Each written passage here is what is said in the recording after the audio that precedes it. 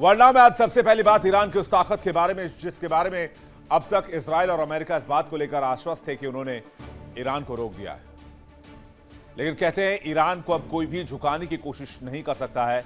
इस खबर के बाद शायद यूएस और इजराइल खुद को समझा भी ना पाए। हम आपको एआई के वीडियो के माध्यम से दिखाने की कोशिश करते हैं किस तरह से ईरान ने यूरेनियम एनरिचमेंट को बढ़ाया है और न्यूक्लियर वेपन्स तैयार करने की कोशिश की है। कहते हैं ईरान ने इसलिए अपना एनरिच्ड यूरेनियम हैंडओवर नहीं किया किसी भी दूसरे देश को, यहां तक कि चाइना और रूस को भी नहीं, क्योंकि ईरान लगातार यूरेनियम एनरिचमेंट पर आज भी काम कर रहा है। और अमेरिका और वहां के राष्ट्रपति डोनाल्ड ट्रंप पूरी दुनिया से झूठ बोल रहे हैं, लेकिन ये सच्चाई इजराइल अच्छी तरीके से जानता है। इसलिए इजराइल बार बार कह रहा है कि ईरान के खिलाफ युद्ध रोकना सबसे बड़ी गलती होगी। दावा किया जा रहा है कि ईरान ने वो कर दिखाया है जिसका अभी तक अंदाजा ही लगाया जा रहा था। यह ईरान का कमिटमेंट है कि जब तक वो एक खास काम नहीं कर लेता, यानी कि अपने सुप्रीम लीडर आयतोला अली खामनेई को सुपुर्दे खाक नहीं कर देता, तब तक वो इस बात का ऐलान नहीं करेगा। दावा किया जा रहा है कि ईरान ने जंग और सीजफायर के बीच में लगभग 90% तक यूरेनियम एनरिच कर लिया है, जिसकी मात्रा बहुत ज्यादा नहीं है। और आज की तारीख में यूरेनियम एनरिचमेंट का वो लेवल ईरान हासिल कर चुका है जिसे परमाणु हथियार बनाए जा सकते हैं। और ये बात हम नहीं कह रहे, पश्चिमी मीडिया और ईरान के अंदर के टॉप सोर्सेज ये दावा कर रहे हैं कि ईरान ने न्यूक्लियर वेपन तक पहुंच बना ली है। हालांकि ये साफ नहीं है कि न्यूक्लियर वेपन बना लिया गया है या प्रोसेस में है या बन जाएगा, लेकिन ये क्लियर है कि लगभग जो एनरिचमेंट है वहां तक पहुंच चुका है तेहरान। अमेरिका और इजराइल के हमले में जब सुप्रीम लीडर माने गए, उससे पहले अमेरिका और इजराइल की धमकियों की वजह से आयतुल्ला अली खामनेई ने आईआरजीसी और वैज्ञानिकों को यूरेनियम एनरिचमेंट को 90% ले जाने का आदेश दे दिया था। और यह काम ईरान कोई खुली सतह या खुले प्लांट पे नहीं कर रहा, वो ग्रेनाइट के चट्टान के नीचे 500 फीट अंदर यह ऑपरेशन चला रहा है, यूरेनियम एनरिच कर रहा है, जहां दुनिया का कोई भी बंकर बस्टर बम नहीं पहुंच सकता है, चाहे अमेरिका कितनी ही ताकत लगा ले। कहते हैं जब हमले में अली खामनेई मारे गए और मुश्तबा को सुप्रीम लीडर बनाया गया, उसी दिन मुश्तबा खामनेई ने कसम खाई थी कि जिस तरह से मेरे पिता को मारा गया, भविष्य में ईरान का कोई भी लीडर इस तरह से ना मारा जाए, इसके लिए परमाणु हथियार हासिल करके रहेंगे, चाहे इसके लिए कुछ भी क्यों ना करना पड़े। और यह भी कहा जाता है कि मुश्तबा ने कसम यह भी खाई कि वो अपने पिता का अंतिम संस्कार तब तक नहीं करेंगे, उनको सुपुर्दे खाक तब तक नहीं करेंगे, जब तक यूरेनियम एनरिचमेंट में ईरान परमाणु हथियार ग्रेड के एनरिचमेंट को हासिल ना कर ले। और कहते हैं अप्रैल के एंड में यह काम फिनिश भी कर लिया गया है। और आपको याद होगा, मैंने वर्ल्ड नाउ में आपको बार बार बताया कि ईरान बार बार यह कहता रहा है कि अमेरिका अगर फुल फ्लेज हमला करता है, अटैक करता है, तो सरप्राइज के लिए तैयार है। तो क्या ये वही सरप्राइज है? क्या ईरान न्यूक्लियर वेपन बना चुका है? इसके पीछे कई डॉट्स हैं जिसे कनेक्ट करना जरूरी है। अप्रैल से लेकर मई तक ईरान में हर हफ्ते 2-3 भूकंप के झटके लगातार आते रहे, जो यूएसजीएस भी रिकॉर्ड कर रहा था। ईरान इस भूकंप के झटके को लेकर खामोश रहा और कह रहा था ये नेचुरल भूकंप के झटके हैं, ये प्राकृतिक हैं, और कभी इस पर खुलकर बात नहीं कर रहा था। अब जब ईरान में भूकंप की बात हो रही, चलिए आपको बता देते हैं कि अगर कोई देश न्यूक्लियर टेस्ट करता है तो भूकंप के झटके की तीव्रता कितनी महसूस होती है। एक छोटा टेस्ट अगर आप करेंगे 1 से 5 किलो टन का, तो 4.5 से 5.5 तीव्रता मापी जाती है रेक्टर स्केल की। अगर हम भूकंप के लिहाज से देखें, अगर एक मीडियम साइज बॉम्ब ट्राई करते हैं जैसे 20 से 50 किलो टन, तो 5.5 से 6.5 रेक्टर स्केल पर भूकंप की तीव्रता मापी जा सकती है। अगर बहुत बड़ा बम टेस्ट कर रहा है कोई देश 1 मेगाटन से ज्यादा, तो 6.5 से 7 तीव्रता तक के भूकंप महसूस किए जा सकते हैं। और ईरान में जो लगातार भूकंप आए उनके रेंज क्या थे? 4.2, 4.5, 4.7, 4.8, 4.9, 4.6, 5, इस तरह का रेंज था। मतलब एक से लेकर 5 किलो टन का कोई हथियार टेस्ट किया गया है। आखिर ऐसे दावे और क्यों किए जा रहे हैं, यह भी समझिए। ईरान के पास 2025 में 60% एनरिच्ड यूरेनियम था, जिसकी मात्रा 440 केजी थी। ईरान वर्षों से गुप्त रूप से परमाणु कार्यक्रम पर काम कर रहा है। आईएईए को नहीं पता कि संवर्धित यूरेनियम कहां रखा गया और उसका उपयोग ईरान किस तरह से कर रहा है। रूस उत्तर कोरिया की मदद से परमाणु हथियार विकसित करने का दावा कर रहा है।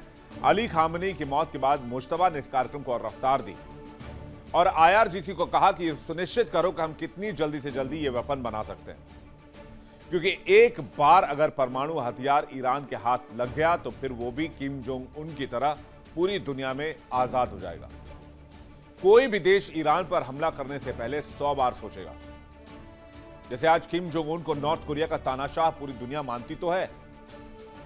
अमेरिका, यूरोप, कई देशों से किम जोंग उन की दुश्मनी है, लेकिन कोई भी देश नॉर्थ कोरिया को छूने की हिम्मत नहीं करता। वजह आपको पता है, परमाणु हथियार से लैस नॉर्थ कोरिया।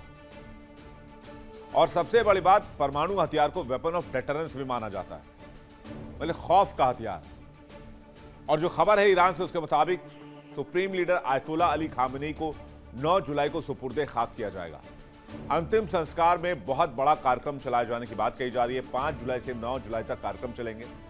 खामनेई को पूर्वोत्तर ईरान के शहर मशहद में सुपुर्दे खाक किया जाएगा। इसके बाद ईरान न्यूक्लियर वेपन हासिल कर लेने का ऐलान भी कर सकता है।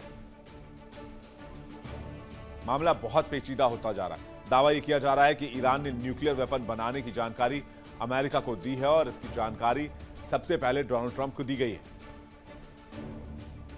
कहते हैं ट्रंप इस खबर से गुस्से में लाल हो गए। पहले पेंटागन के अधिकारियों पर भड़के, फिर पीट हेगसेट पर नाराज हुए और कहा कि आपने कुछ नहीं हासिल कर पाया, आपने डिपार्टमेंट ऑफ वॉर भी बनाया। और फिर खुफिया रिपोर्ट न देने की वजह से तुलसी गबार्ड को कह दिया गया कि आप रिजाइन कर दो। और बहुत ज्यादा समय नहीं हुआ है तुलसी गबार्ड जब ट्रंप की टीम से बाहर की गई हैं। हालांकि दुनिया को यह दिखाया गया कि तुलसी गबार्ड खुश नहीं है, उनके पास टाइम नहीं है, वो काम नहीं करना चाहती, वो छोड़ना चाहती हैं। लेकिन असली कहानी पर्दे के पीछे ये थी। उसके बाद ईरान से डील की टेबल पर आया अमेरिका। अमेरिका ने कहा कि भाई आप अपनी दुश्मनी इजराइल से निकालिए, इजराइल से दो हाथ कीजिए और हम दोनों बैठकर बातचीत कर लेते हैं। शायद इसलिए अमेरिका ने ऐसी डील बनाई जिसमें इजराइल था ही नहीं।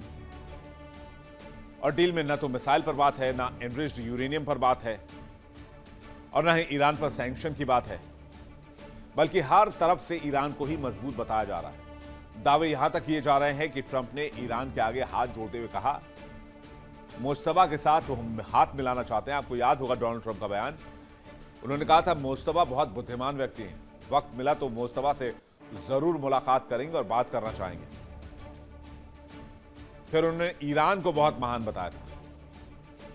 अमेरिका ने यहां तक कहा कि इसका ऐलान मत करना। माना जा रहा है कि ईरान इसका ऐलान supreme leader ayatollah Ali Khamenei के सुपुर्दे खाक होने के बाद कभी भी कर सकता है।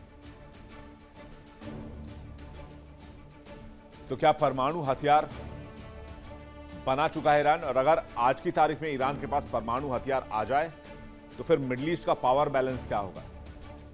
क्या पूरा मिडिल ईस्ट ईरान को नतमस्तक करेगा? तो ईरान बार बार अमेरिका को चुनौती क्यों दे रहा और क्यों झुकने को तैयार नहीं है? रक्षा जानकार मानते हैं कि ईरान उस लिस्ट में शामिल होने की तैयारी कर रहा है जिसमें उत्तर कोरिया समेत अन्य 9 देश हैं।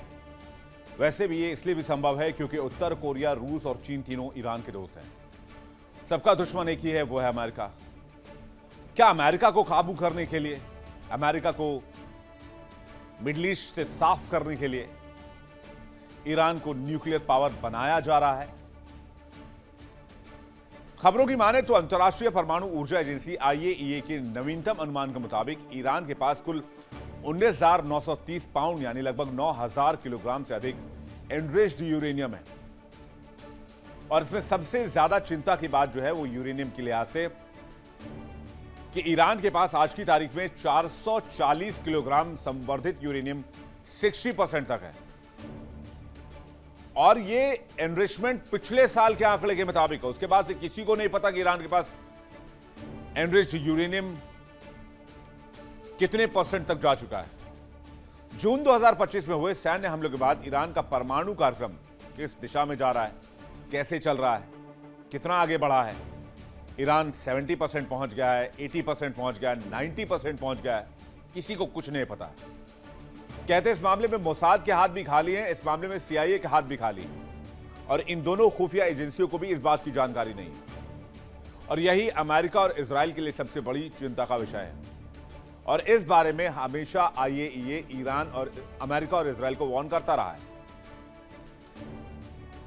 अब जब ईरान के पास कुल 19,930 पाउंड यूरेनियम मौजूद है, मतलब 9,000 किलो एनरिच यूरेनियम का भंडार, जो पूरी दुनिया को साफ करने के लिए काफी है, अगर इसे 90% तक एनरिच कर लिया जाए तो ईरान के पास 440 किलो यूरेनियम 60% एनरिच तक है, जो लास्ट रिकॉर्ड हासिल है उसके हिसाब से। मेरा यह मानना है कि 70, 80, 85% के आसपास आज की तारीख में है।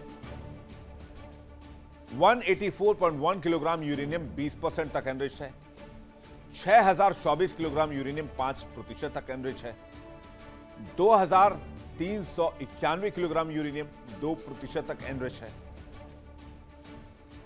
अब कितनी एनरिचमेंट जरूरी है? बिजली उत्पादन के लिए रिएक्टर्स में जो इस्तेमाल होता है यूरेनियम, उसके लिए तो 3 से 5% बहुत काफी है।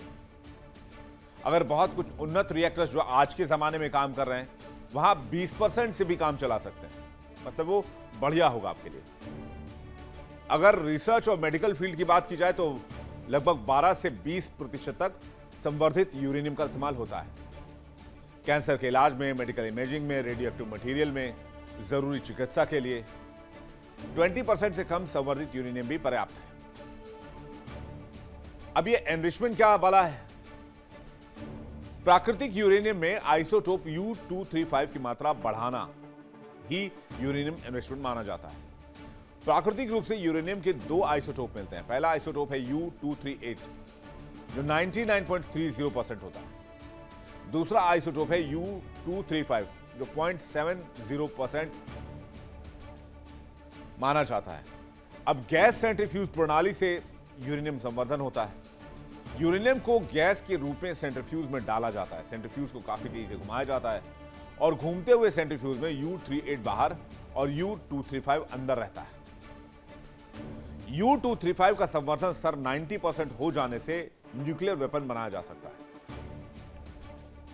दरअसल प्राकृतिक यूरेनियम में 99.30 आइसोटोप U-238 होता है, जबकि यहां 0.70 ही आइसोटोप U-235 होता है। और परमाणु हथियार बनाने के लिए इसको उल्टा करना पड़ता है, यानी कि आपको U-235 के एनरिचमेंट को बढ़ाना पड़ता है। उधर ईरान लगातार ताकतवर होता जा रहा है। अब मिडिल ईस्ट में ईरान ताकतवर होगा तो बाकी देशों का क्या होगा? अमेरिका के बेस का क्या होगा? ईरान ने सीधे तौर पर अमेरिका और इजराइल समेत अपने दुश्मन देशों को मैसेज दे दिया है कि अगर तो हम पर हमला हुआ या शांति भंग की तो फिर तैयार रहना। जवाब ईंट का पत्थर से दिया जाएगा और जवाब सरप्राइज वाला होगा। तो क्या यही वो सरप्राइज है जिसके बारे में ईरान बहुत जल्द खुलासा करने वाला है? नजर रहेगी हमारी। देखिए इंडिया डेली 24/7 अब आपकी स्मार्ट टीवी पर। इंडिया डेली मौजूद है सभी डिजिटल प्लेटफॉर्म पर लाइव और लगातार। इंडिया डेली 24/7 हर दिन राष्ट्र को समर्पित।